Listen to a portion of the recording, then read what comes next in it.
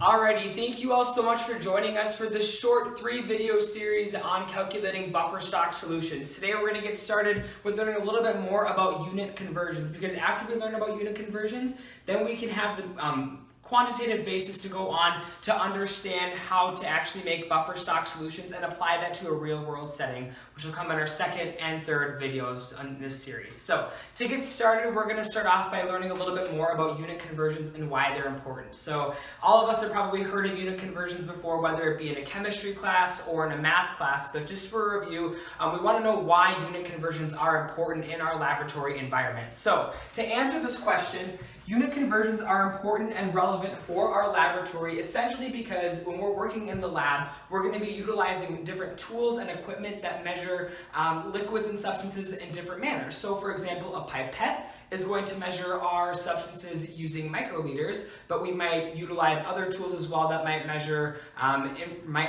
substances using milliliters or some other measurement. So in the video guide, question number 1 asks, why are unit conversions important and relevant to our lab? Well, essentially, they're important and relevant because we use a variety of tools and devices that measure substances in unique units. Milliliter, microliter, etc. So we must know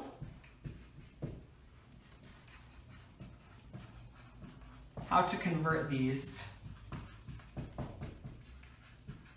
quantities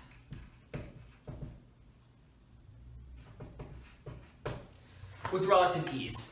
So we're going to be utilizing a variety of different quantities in this lab, whether it be liters, microliters, or milliliters. So today we're going to have some practice with unit conversions, as I mentioned previously. So to get started on your video guide, you'll see at the very beginning we have this nice handy dandy little chart that has different quantities on the left-hand panel, and then on the top liters, milliliters, and microliters. So what we're going to do is we're going to spend some time converting them today. So I'm going to put together a little table over here.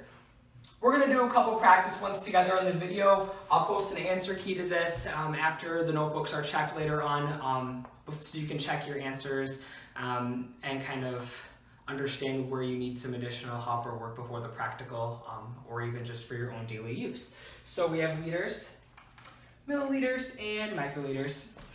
So we're going to practice by doing the following conversions.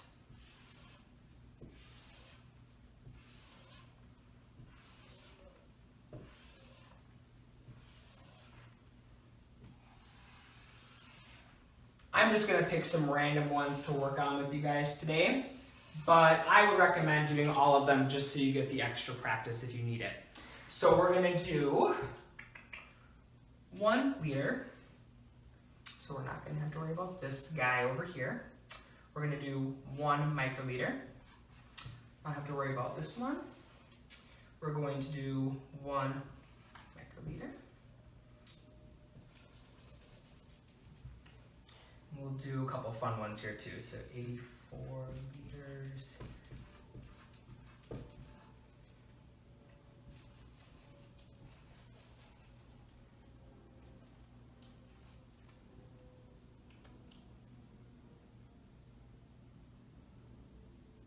Oh. 53 liters.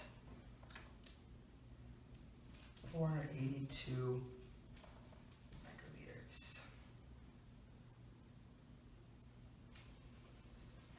All right, so we're going to practice with these ones for today, and then, like I said, use the packet and the video guide to complete the other missing values as well. So to get started, we should know the following key rules. So when we are converting liters to microliters or milliliters, we're going to add 3 zeros to the end, because liters is going to be 10 to the 0. Milliliters is going to be 10 to the negative third, and microliters is going to be 10 to the negative sixth. So whenever we're converting from a liter to a milliliter, we're simply just going to add 3 zeros to the end. So we have 1 liter. That in turn is going to show up to be 1,000 milliliters. The way we figure that out is because we drag out 1 decimal point, 1, 2, 3, and then we're able to get up to 1,000. Remember, milli is smaller than liter. So we're going to go up 3 because there's 1,000 milliliters in 1 liter. The same holds true for microliters. There's a lot of microliters in 1 liter. So we're going to add 6 this time zeros to the end of our base. So we're actually going to come up with 1 million. There we go. All right, next up we have milliliters. So whenever we are converting milliliters to liters, we're simply just going to go inward 3 decimal places, kind of the reverse of what we just did. And then when we're converting milliliters to microliters, we're going to go out 3 because again, we go from 0 to 3, that's 3 decimal places, and then 6 to 3, and that's 3 decimal spaces. So 1 milliliter is then going to be 0.001 liter. Again, we have 1, we're just going to go out 1, 2, 3, and then that's how we're going to end up with 0.001. Similarly, with microliters, we're going to end up with 1,000. So with microliters, again, we go out the opposite way, and then we just add 3 zeros to get 1,000. There we go. That should make sense. 1 microliter, so we're kind of going this direction now. We are going to do 6 zeros in front of our 1, again, because we're going from 10 to the negative 6 to 10 to the 0, so we're going to end up with 0.00001. So again, we're going out 6 decimal places. With milliliters, we're just going to do 0.001 because you only have to go out 3 because we're going from 6 to the negative third. So if you have any questions on that, just let me know. Pretty self-explanatory, however. Now we're going into 84 liters, 1,005 liters, 53 liters, and 482 microliters, and those can be found later on in your chart. So this would be a good time for you to pause the video for a couple seconds if you want to track these out or do these on your own. But I'll just keep going, and hopefully you guys can get through with this. So 84 liters, we're going to have 84,000 milliliters, and 84 million microliters. 1,005 liters is going to end up being 1,005,000 milliliters, and 1,005,000,000 microliters. 53 liters is going to be 53,000 milliliters, and 53 million microliters. All right, and lastly, 482 microliters, our last practice one. We are going to do 0.000482, because remember, we're going to go in 6 decimal places, so 1, 2, 3, 4, 5, 6. So 0.000482 is going to be our answer there for converting microliters to liters. And then lastly, for our milliliter conversion, we're going to end with 0.482 milliliters. Okay, so hopefully that all makes sense with these conversions. We're going to be doing a little bit within the practical and on future lab activities, but if this doesn't make sense to you, feel free to shoot me an email or stay after at lab section and I can walk you through a little bit more unit conversion practice. So the last question that we see on our packet or video guide is, what is a mole and how is molarity measured? So we're not really going to be talking about molarity a ton in this class, but it's still something that should be noted because in our equation that we're going to be utilizing later, molarity is something that we can use in terms of concentration, measuring concentration of a substance. So this is what you should write it down. A mole is defined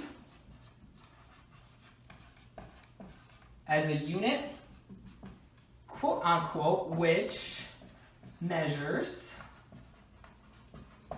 the number of particles in a specific substance. So there's this nice little conversion factor that we can use. I'm just going to read it to you. You don't need to write it down. 1 mole is equal to 6.02214179 times 1023. So that's a pretty big number. So no need to like memorize that or write that down, but just a little fun fact for you all. The way we measure moles is through the use of molarity. So molarity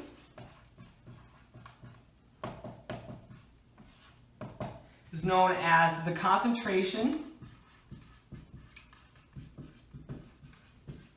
of a particular